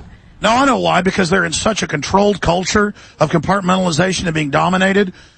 They just are in a position where they can dominate people under them. They get dominated from above. It's all hierarchical. And right, but imagine that you say to him, could you explain to us why the following, whatever your question might be. Why can't he stand there? He is a public servant. He is a peace officer, right? A peace officer, a servant of the public. Why can't he communicate with you? That's because they've put military occupation rules in where no one's allowed to talk but the public spokespeople, so it dehumanizes them. Just like they tell soldiers now, even when you're off duty in civilian clothes, don't be political, don't say what you believe in if you're against the war. Even though as a citizen the law says you're allowed to, they intimidate. Freedom of speech, even for them. That's right. That? Well, here, tell us. Well, no, I mean, why don't the police have freedom of speech? Why can't they offer their opinion? They're individuals, they have individual rights. Why should they be dominated by hierarchical instruction? Now that, to my mind, if they're peace officers, if they're public servants and citizens, they should be permitted to give their opinion. So who is it that's forbidding them to speak? Honestly, I just think that they're frightened to speak, probably because of what you were saying, that they have just an incredible peer pressure on them, or more like an officer ranking pressure, where they are told you are not allowed to talk about this. I don't see why they shouldn't. They're citizens. They have every right to speak. Their police, as individuals, should not be shut up. Why should they? Well, I mean, you talked about throughout history what happens to countries when these police states come in tyrannies. It just gets worse and worse. In fact, I'm going to steal that quote. Tyranny begets tyranny. I'll give you credit if you want me to, but or I'll sit there and take the credit and say I came up with it. I'm joking. But the point is that tyranny begets tyranny. And then it just spins out of control. Thank fucking God. Excuse my expression.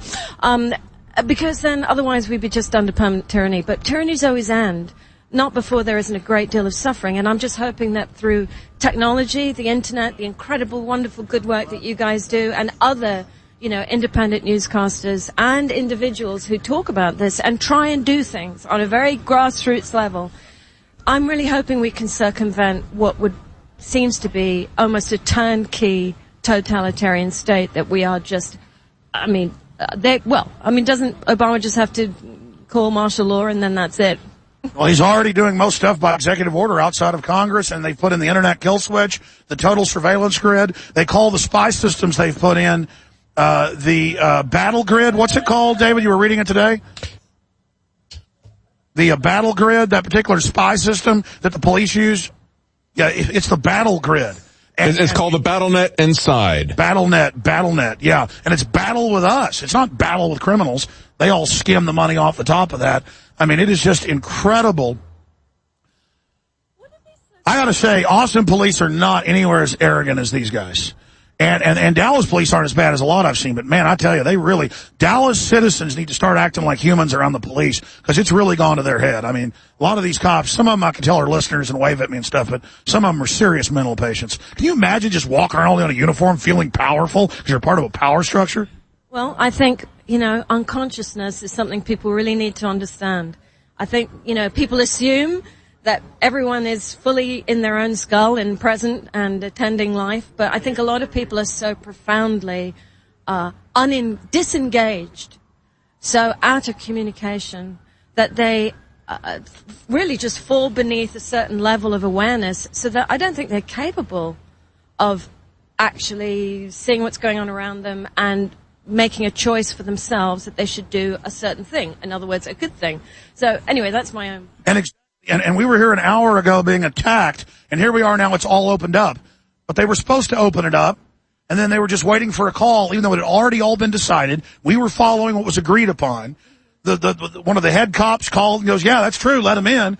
And then Homeland Security, the federal building, the same federal government taken over 50 years ago today, they literally ordered auxiliary police for special unit over to attack us and tried to start a fight, but they failed, and now the info is going out. In closing, asking you questions here, ma'am, talking to the folks that are out here, what is your overall view of the state of the world, the whole world government, the whole cybernetic systems, the whole technocracy? It is a turnkey takeover. What do you think the end game of the rulers are? Because everything I see them doing is trying to suppress human consciousness and awakening, because they know there's an awakening happening, in my view. What's your take on that?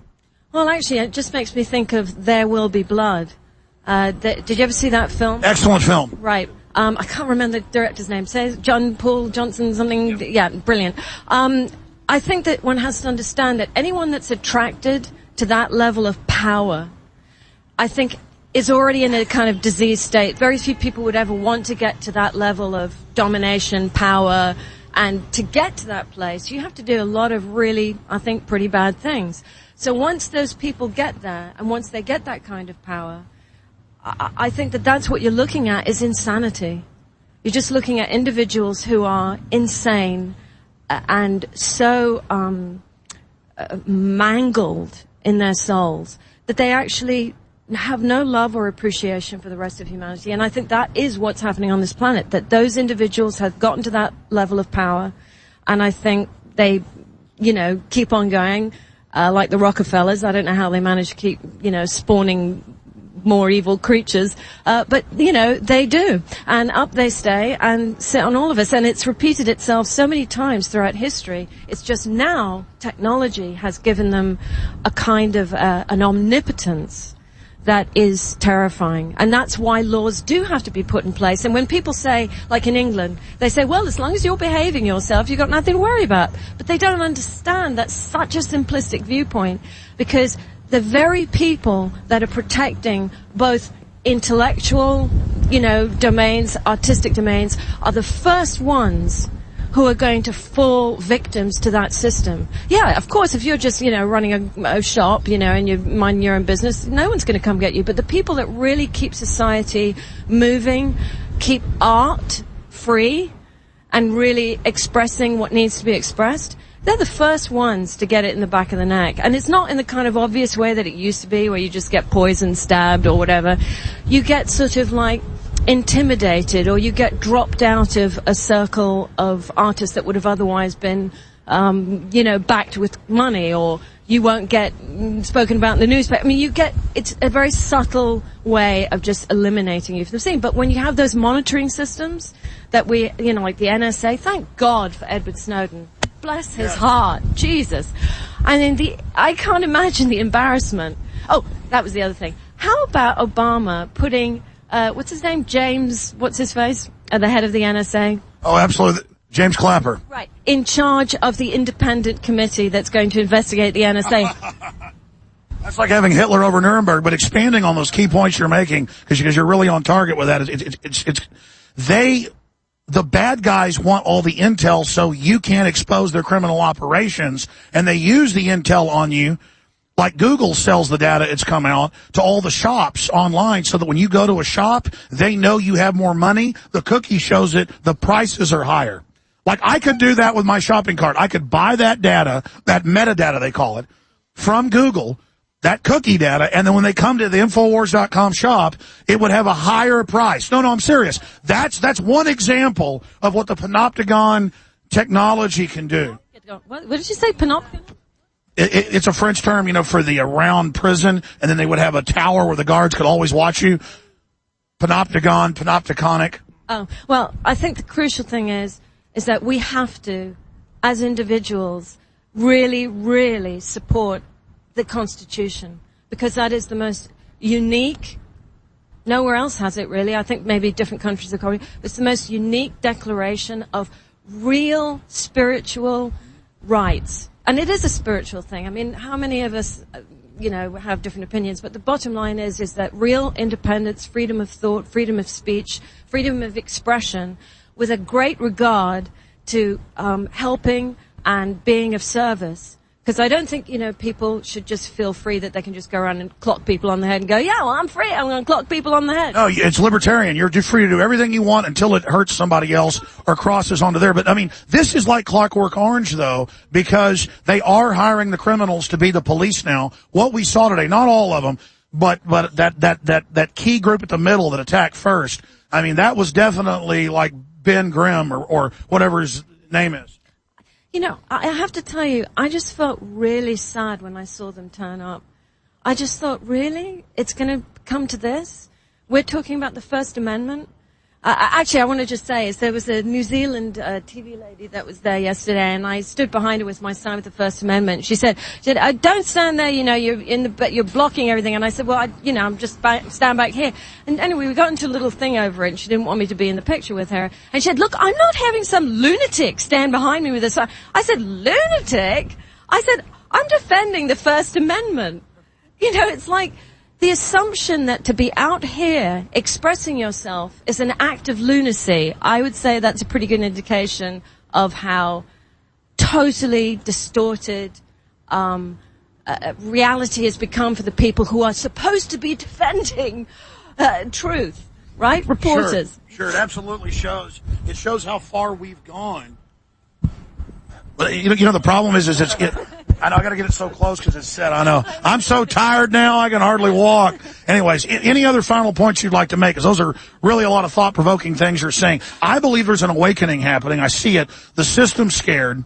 And so that's why they are really trying to suppress us. And it's just more key than ever that everybody start resisting in little ways, lovingly, but also aggressively when we have to, so that there's no way they can stop all of us. It's essential to stop the evil from totally taking over. Because you can see it's trying to take over because it can see the end is near. Yeah, I think the important thing that you're outlining here is that people have to learn how to confront evil and not to alter it or to lessen it and to somehow, go, well, I'm sure they didn't mean to push you. It's like, well, you need to face, you need to confront and really properly look at what's happening and not try and explain it away or give it justifications or anything, because at this juncture, we still, by our fingernails, have the chance to make a difference and turn this around, and to not take part and to just watch, you know, I mean, it's a little scary, believe me. I was a little scared when those sheriffs turned up. But if you don't stand there and push back, not in a stupid, aggressive way, but if you don't push back, if you don't face it and confront it for what it is, it'll just take over, and then no one will be free. Well, you're right, and the power structure's made the calculation that we're cowards, we've given up, we're going to roll over. They do stuff like that so people don't come out and demonstrate against wars. What happened at the G20? They do that so people see people being attacked, they get scared, so that they can then take over everybody's freedom. That's why you've got to go out and do this and face the fear and get through it. It's actually kind of fun to fight tyranny, so why not?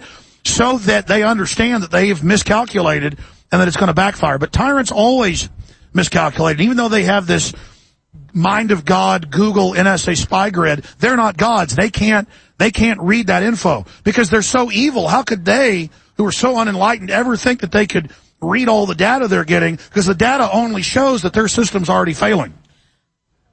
I would just like to add that I think to describe it as evil is to give it certainly an adjective to describe it. It certainly results in evil. But I think the important thing is it's an incredible degree of insanity, because only insanity would breed acts that are so destructive and harmful. And, you know, when you think of the destruction of animals and the environment and the corporations that just seem to gaily, you know, stride forward through every decade, destroying everything. Why aren't they even worried about Fukushima now when it's melting down even worse? They don't even care anymore. 91% of the reactors are leaking. Insanity. Look, if you're really insane, you have no grasp or care for what's going on. And I think that's what this is. It's like organized insanity. And I think people need to recognize that and realize there's a lot more sane people. I would say there's probably about, you know, billions of sane people on this planet and just a very few nutters. And it's those nutters that have to be regulated, because obviously one can't just sort of like blow them off the face of the earth, which, you know, I wish a couple of angelic beings would come along and go, "Ooh, you're really crazy, right? Off the planet you go." But those bad guys are here to test us. I've no idea, but what I would really like is regulations and laws, because those work pretty well. Right now we've had those laws and rights in the Constitution blown away by the, you know, Patriot Act. That's right. They've gotten rid of the good laws and put in all the tyranny. Right, and I think that we've got to try really hard and pay attention and spend an hour maybe every day looking online and, here, let me help you. And actually, you know, do your research. You know what you're doing with that equipment. I do, but that was just a cable. Anyway, I just really implore people to really just pull their finger out and do a little bit of work. That's your job now. You know, it's a new job. It's not enough to be a citizen because there's too much organization to dismantle your position as a citizen. You have to do something different now. What? Oh, that's key. They're trying to dismantle our real citizenship and our machinery of freedom. And so what do? I think we actually have to take on, and this is the hard part, everyone, you're going to have to operate using your own awareness, your own, you have to think for yourself, and you have to dig down deep into your soul and work up enough courage to do things about it. Even if it's just you sign some petitions, you listen to Alex, you know, for instance, The Guardian. What's his face? Granwell. I mean, that guy. They may arrest him when he gets back to the U.S. Oh, I don't know what to say other than it's just so insane. Everybody should be rallying around him. Yes, absolutely. Edward Snowden, I love you. I think you're an incredibly brave man, and anyone who says that you aren't patriotic, well, you're not thinking for yourself if you say he's not patriotic, because he's actually... Look, the German government, right? They've all issued themselves encrypted cell phones now. Even they're bloody pissed off at being monitored. Well, that's the thing. You get rid of checks and balances and freedom, it always blows back. The tyrants, you don't escape it. You've got to give everybody a respect and liberty and freedom, because your kids have it too. When someone robs your neighbor's freedom, they're robbing your freedom. Do you want to remain anonymous or say your first name? I would say actually, I already got interviewed a few times. My name is Vivian Kubrick. My father was Stanley Kubrick. I live here in Dallas. And I think I have enough experience from that aspect of being Stanley Kubrick's daughter to know that there are really some things that you have to fight very hard for. And my father's an artist, fought very hard for the integrity of his films, because even he was subject to a lot of pressure to not make the films he made. You were about some of that last night over dinner. But that's why, I mean, I know you've been interviewed before by the media. You're obviously a famous filmmaker in your own right. And I love that score that you did on Full Metal Jacket. That's my favorite ever. That's so haunting. But I didn't want to, politically, I was going to put this out. Folks would have recognized who you were. But yeah, greatest directors ever, daughter, director on her own right, doing an amazing job. What would your dad, I know you're sick of that question, but I'd love to know, what would your dad with his great artist mind to see real reality, what would he think about what America's turned into? Because his films predicted it. Well, I was saying to you last night, I feel that my father was very haunted by those factions on this planet that try to manipulate humanity. I think the films that he made, he wanted people to think for themselves, experience for themselves, whatever it meant to them. But I would say that if you look at every film he made, it certainly addressed all these things that we're speaking about. I mean, Clockwork Orange, thought control, anti-war films, the fact that war is just pure slaughter, that it's got nothing to do with any of the usual things that they send people out. Dr. Strangelove? Yellow. Yes, Dr. Strange. Full Metal Jacket? Yeah, and really when you look at it, those films all... Anyway, I think the important part is that everyone, regardless of your position, regardless of whether everyone that you know thinks you're a complete extremist or lunatic, the fact is that when you start to think for yourself, it'll be easy to know what the right thing to do is. If you follow what you're being spoon-fed, well, you're not going to help. You're just being programmed then. You're not even conscious. You're just like a robot of the system. But when you start thinking for yourself, your whole mind opens up. And more to the point, to act on that. I mean, believe me, I'm not looking forward to people ridiculing me or having a go at me. And in fact, even today, when we were standing peaceably with that, where were we? When we weren't allowed to do the bullhorn. Where was that? I don't know. Anyway, there was this big dude, and he literally, I mean, he was just watching the thing, and he just went boom like that, and it was like, fuck. Oh, excuse me. It's like, don't push me. Yeah, it was just so rude, but he seemed to hate me for holding that sign up. And it's like, oh my God, this is the First Amendment. Don't you want to know what happened to JFK? Well, that's it. They're mad because they know they're cowards, and they know the ones that get mad at you at least are a little bit conscious because it makes them feel bad what you're doing. You're freezing to death. Are you guys done? I think we've done a great job. Yeah, this is the last little crowd here with us. Amazing. All right. Well, that's it, folks. You're doing a great job. Hey, you guys want to go down to that deli down there if it's open and get a cup of tea? Let's do it. Let's do it. All right. By the way, you guys stay there the longest. If it's open, if not, I'll take you to the hotel. Food's on me. All right. Yeah, how do you like that, Dallas? How do you like that establishment listing on 104.1? Stanley Kubrick's daughter, huge filmmaker in her own right, here standing against your evil. We have the brains, we have the guts, we have the spirit. All you have is the New World Order and tyranny and death. And so just keep being arrogant. Keep doing all of it. You have no idea. I think I just... Anyways, the whole point is I'm on the radio so much I forget when I'm on the radio, just like babbling incessantly. But, well, I tell you, that was amazing. I hope this place is open. I'm so hungry. Oh, they're closed. Where's the nearest restaurant? Oh, I don't want a Subway. God.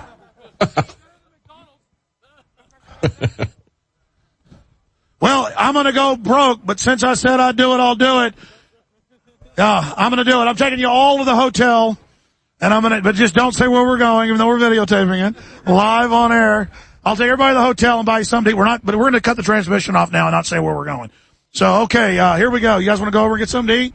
Okay, here we go. We're going to walk, because the other place is closed. We'll have to walk to our hotel. And our hotel is the Hotel Lawrence. That's where we'll be. All right, ladies and gentlemen, here we go. David Knight, you take us out here. Great job, brother. Legendary radio. We're alive and following our forefathers and mothers' steps of liberty. And I've never felt so alive as I do today. And I've seen the face of tyranny, and I saw it, and it's ugly, and it's also very defeatable and very stupid. And so God bless you all. And David Knight, closing comments.